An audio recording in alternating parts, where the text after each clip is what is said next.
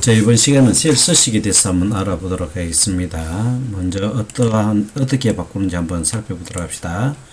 첫 번째, 열과 행의 너비를 조정하라 라는 말이 나오는데요. 여기에서 열과 너비를 한번 조정해 보는 것을 해보도록 하겠습니다. 자, 열머리라고 이야기합니다. 이 부분을 열머리라고 이야기하고요. 이 부분을 행머리라고 이야기합니다. 열머리의 경계선에 가면은 화살표가 이렇게 양방향 화살표가 나오는데요. 왼쪽 버튼을 눌러서 이렇게 넓히고 또 줄이고 이렇게 조정할 수도 있습니다. 마찬가지로 행넓이도 경계선에 가서 넓히고 좁히고 이렇게 조정을 할 수 있죠. 그 다음에 판매비율 이 부분 G열을 한번 보겠습니다. G열과 H열 요 경계선에 가서 더블 클릭을 하면은 요 셀의 글자의 크기에 맞추어서 셀의 크기가 조절되어지는 것을 확인할 수 있습니다. 한번 해보겠습니다. 더블 클릭 이렇게 조정되어지는 것을 확인할 수 있죠. 그 다음에 오른쪽 버튼을 누르면 열 너비라는 것이 나오는데요. 현재 열 너비가 8.38인데 얘를 10으로 입력하면은 확인하면은 특정한 수치로 열의 넓이를 조정할 수도 있고요. 마찬가지로 행의 높이도 우리가 특정 수치로 지금 16.5로 되어 있는데 20으로 하고 확인 또는 엔터를 치면은 이렇게 넓어지는 것을 확인할 수가 있습니다. 그래서 열의 넓이를 갖다가 우리 A의 열을 갖다 한 2 정도로 한번 맞춰볼까요? 오른쪽 버튼 눌러서 열 너비 여기서 2를 입력합니다. 확인. 문제에 자주 나오는 것들이죠. 그 다음에 일행의 높이를 1로 한번 바꿔보겠습니다. 오른쪽 버튼 눌러서 행 높이 1 확인. 여백을 주는 것과 비슷한 효과를 가져오는 것을 확인할 수가 있겠죠. 그 다음 요 23과 A 사이에 특정 문자를 넣고 싶어요. 하이픈을 넣고 싶다는 거죠. 요 문제를 읽어보면은 지정 글자 코드, 글자와 문자 사이에, 글자로 있는데 숫자와 문자 사이에 하이픈을 한번 넣어보도록 하겠습니다. 더블 클릭해야 됩니다. 만약 여기서 하이픈을 바로 넣으면은 기존의 셀에 입력되어 있던 데이터는 삭제되어져 버리죠. 그래서 잘못되어진 값이 입력되어지기 때문에 컨트롤 Z 하면은 원 상태가 되고요. 더블 클릭하면은 이 셀 안에 들어가서 특정한 글자를 편집할 수가 있습니다. 여기서 하이픈을 누르고 엔터를 치면은 이렇게 되어집니다. 마찬가지로 더블 클릭해서 또는 더블 클릭해서 이 부분을 복사를 하고 컨트롤 C죠. 컨트롤 C를 눌러서 사이에 가서 컨트롤 V 더블 클릭, 컨트롤 V, 더블 클릭, 셀 안에 들어서 컨트롤 V, 더블 클릭, 컨트롤 V, 더블 클릭, 컨트롤 V, 더블 클릭, 컨트롤 V. 컨트롤 C는 복사하기, 컨트롤 V는 붙이기. 이렇게 입력할 수가 있는 것이죠. 지금 셀에도 이름을 가지고 있습니다. 요 지점명을 보면은 C4라고 되어져 있는데요. 이 부분을 보면은 열부터 먼저 이렇게 입력이 되고요. 그 다음에 행은 4행, 그래서 4행 이렇게 해서 C4 주소를 가지게 되어지는데요. 요 이름을 우리가 특정 이름으로 지정할 수도 있습니다. 그래서 이 부분을 지점명이라고 이름을 한번 줘보겠습니다. 지점명. 그리고 반드시 엔터를 쳐야만이 이름이 지정되어집니다. 엔터. 자, 딴 데 가니까 요는 C5, C6 이렇게 되어지는데 지점명에 가면은 지점명이라는 이름이 되어져 있죠. 이 전체를 지점명 블록이라는 이름을 한번 줘보겠습니다. 블록을 이렇게 설정하고요. 그 다음에 여기에 지점명 블록 이렇게 해볼까요? 그리고 엔터를 반드시 쳐야 된다 했죠. 엔터 치면요. 요 강남에서 울산까지의 요 영역은 지점명 블록이 되었습니다. 한번 보겠습니다. 이렇게 하고 강남을 누르면은 그대로 C6, C5 이렇게 입력되는데 블록을 이렇게 지정하면은 지점명 블록 이렇게 이름이 설정되어진 것을 확인할 수 있습니다. 자, 뭐 이 부분을 수입 수량이라고 한번 이름을 줘볼까요? 블록을 설정하고 이 부분에 수입 수량 엔터 치면은 이 부분이 셀의 이름이 지정되어진 것을 확인할 수가 있습니다. 그렇죠? 자, 그래서 우리가 셀 이름을 정하기도 우리가 한번 해보았습니다. 네 번째, 이제 메모장을 한번 삽입해봐라.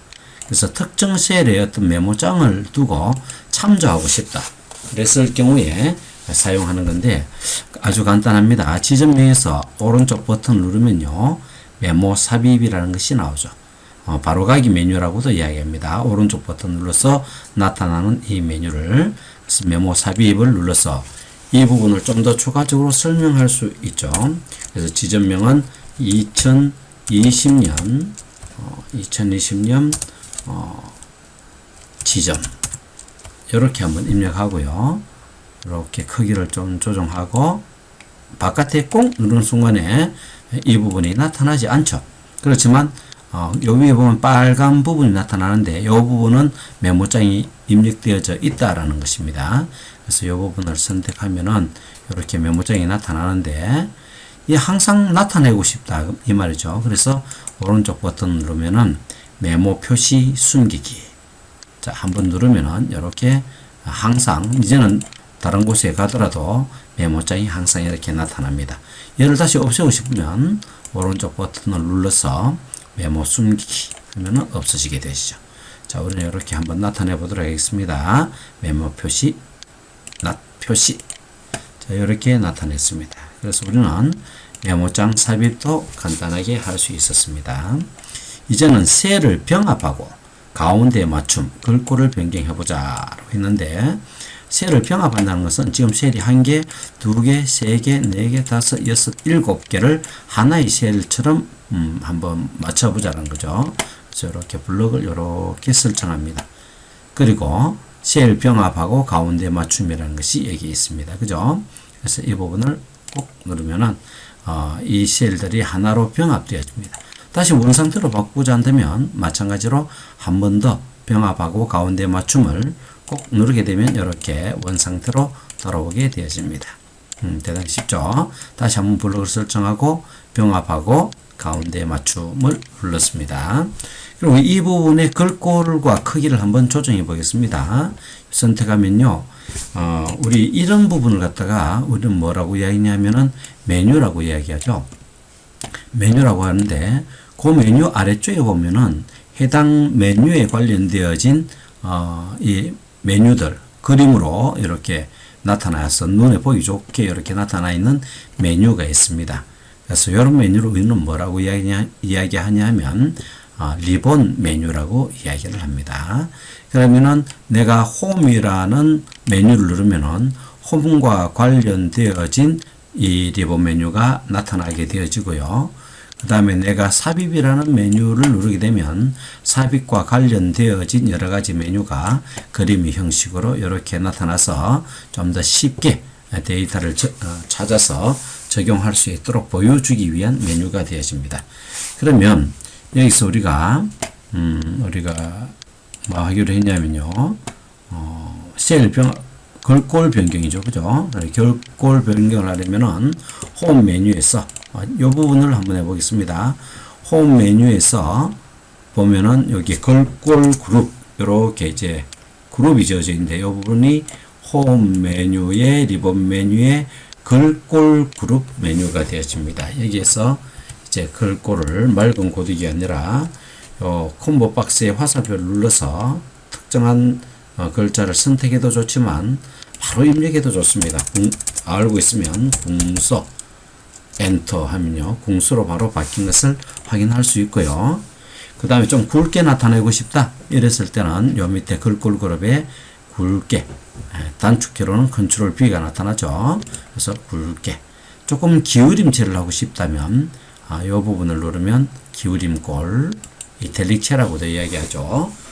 그 다음 옆에 보면은 이중실선으로 밑줄을 긋고 싶다면 옆에 화살표를 눌러서 이중 밑줄을 누르게 되면요. 이중 밑줄이 그어지게 되어집니다. 그리고 이 부분에 글자 색을 파란색으로 하고 싶다면은 표준색에 색깔 위에 올라가면 아래쪽에 보면은 힌트 박스라고 이야기하죠. 파란색이라는 글자가 나타납니다. 꼭 누르게 되어지죠. 글자 크기는 제목이기 때문에 좀 크게 한번 주겠습니다. 바로 입력해도 좋고요. 이렇게 선택해도 좋습니다. 우리 특징적인 것은 이렇게 짝수로 이렇게 나와 있죠. 그죠? 그래서 한 10일까지는 홀수가 입력되어지는데 10이 넘어서 홀수를 입력하고자 할 때는 바로 입력해야 된다. 그래서 15를 하고 엔터를 치면은 글자의 크기가 15로 이렇게 변경되어진 것을 확인할 수 있습니다. 자, 그래서 우리는 병합하고 셀을 병합하고 가운데 맞춤, 그 다음에 글꼴을 변경하는 것까지 한번 해보았습니다. 이제는 한자 바꾸기를 한번 해보겠습니다.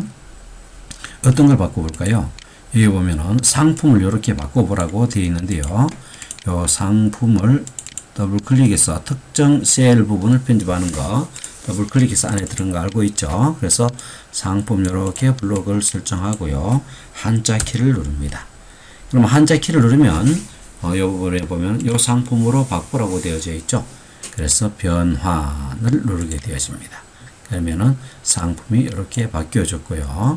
근데 우리 나온 김에 우리가 한자를 입력하는 여러 가지 방법에 대해서 한번 알아보겠습니다. 상품 이렇게 하고요. 그 다음에 이 부분을 갖다가 이제 블록을 설정하고 키보드에 한자 키를 누르고요. 그러면 이 아래쪽에 보면은 이 부분을 선택하고 상품을 선택하게 되어지면은 이 글자 전체가 상품으로 바뀌어지는 것은 아까 이 부분에서 확인을 했습니다. 그러면은 요 한글과 한자, 갈로 안에 한자가 나타나는 요 형식을 한번 선택해 보겠습니다. 이렇게 되어지면은 상품이라는 글자가 나타나고요. 갈로 안쪽에 한자로 나타나는 것을 확인할 수 있습니다. 변환. 그렇죠. 상품에 요 상품 한자가 이렇게 나타납니다. 또 다른 방법을 한번 해볼까요? 상품 하고요. 블록을 설정해서 한자 키, 키보드의 한자 키를 누르고 세 번째 있는 요 부분을 누르면 이 앞부분이 한자가 되고 갈로 안에 한글이 나오게 되어지겠죠. 그래서 변환하게 되어지면 요과 반대되어지는 그런 형태를 할 수가 있습니다. 만들 수 있습니다. 자, 이거 잠시 지우고요. 이제 그 다음에 우리가 해야 될 것은 뭐냐면은 특수 문자를 넣는다. 제목 앞뒤로 특정 특수 문자를 넣어보자. 이런 말이 나오는데요. 요 제목이죠. 제목 앞에 이제 특수 문자는 어떻게 넣느냐. 키보드에 자음, 기역, 니은, 디귿, 리을 있죠. 자음을 누르고 키보드에 한자를 누르면은 동시에 누르는 것이 아닙니다. 자음을 먼저 누르고 그 다음에 한자 키를 누르면은 특정 특수 문자를 우리가 찾아낼 수 있는데요. 우리 가장 자주 사용하는 것이 미음을 한번 쳐보겠습니다. 미음을 치고 키보드에 한자를 누르게 되니까 이와 같이 여러 가지 특수키가 나오게 되어집니다. 요 밑에 스크롤바를 이렇게 내리면 여러 가지 형태가 나타나는데 한눈에 보고 싶다면은 요 밑 아래쪽에 있는 화살표를 누르게 되면요. 전체를 한눈에 볼 수 있고요. 다시 화살표를 누르게 되면은 줄어들게 되어집니다. 탭 키를 누르게 되면 마찬가지로 전체를 볼 수 있고요. 탭 키를 한 번 더 누르면 줄어들 수 있습니다. 저희 한 사각형을 넣어 보겠습니다. 탭 키를 눌러서 검정 사각형을 선택합니다. 그죠? 블록을 설정해서 갖다 붙여도 되고 똑같은 방법으로 해도 좋습니다.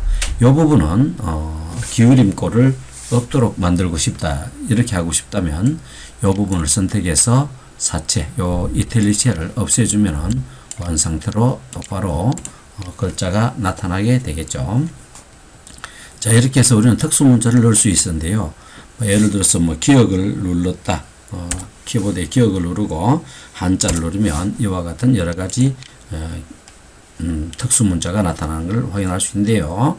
여러분들이 한번 확인해 보도록 합니다. 자, 그 다음에 이제 우리가 하나 해야 될 것은 뭐냐면은 셀 맞춤 가운데로 맞추고 채우는 것을 우리 한번 해보도록 하겠습니다. 셀을 맞추는데 가운데로 맞춤. 자, 그러면은 뭐 이거는 이제 어디냐면은 요 부분이 되어지겠죠. 탭 부분에 홈 부분에 요 맞춤 영역 부분이 되어지는데 우리가 글자를 가로 세로 그다음에 가로 세로로 글자를 가운데 위치할 것이냐, 왼쪽에 위치할 것이냐, 위쪽에 배치할 것이냐, 이와 같은 것을 지정하는 것이 되어지겠죠. 하나의 예만 들어보면 이 부분 조금 행높이를 높이 한번 해보겠습니다. 그리고 여기에 안녕이라는 글자를 쳐봤습니다. 그죠? 이 글이 지금 왼쪽에 정렬되었다는 걸 확인할 수 있는데요. 위에 보면은 가운데 이 부분입니다. 가운데 분을 선택하면 중앙 정렬, 오른쪽에 선택하면 우측 정렬이 되어집니다. 그죠? 그래서 가운데 정렬. 그리고 세로로도 정렬할 수 있는데요. 세로는 이 부분이 되어지겠죠. 이 부분이 되어지는데요. 이 부분이 되어지는데 위쪽으로 정렬하고 싶으면은 이 부분을 선택하면 되고, 가운데 정렬, 아래쪽에 정렬하고 싶으면은 세 번째 길을 선택하게 되면 아래쪽에 정렬이 되어집니다. 직접 한번 해보도록 하겠습니다. 위쪽을 세로 위쪽, 가운데, 아래쪽 이렇게 정렬을 할 수가 있습니다. 유용하게 사용할 수 있겠죠. 자, 오른쪽 버튼 눌러서 요 행머리거리 가서 오른쪽 버튼 눌러서 삭제를 누르면 전체가 다 삭제되어집니다. 됐습니까? 예. 그 다음에 우리가 이제 어느 부분을 가운데로 한번 해볼까요? 이 제목 부분을 우리 가운데로 정리를 한번 해보겠습니다. 블록을 이렇게 설정하고 가로로 가운데 맞춤. 그리고 이 부분도 우리 가운데로 한번 정리해 볼까요? 가운데로 정렬. 이렇게 우리가 정렬할 수 있습니다. 자, 이번 시간은 셀 서식 중에 맞춤 영역까지 우리가 한번 해보았습니다. 다음 시간에는 우리가 좀 더 다른 부분, 셀 서식에 대한 그 부분을 공부해 볼 수 있도록 하겠습니다. 이상 마치도록 하겠습니다.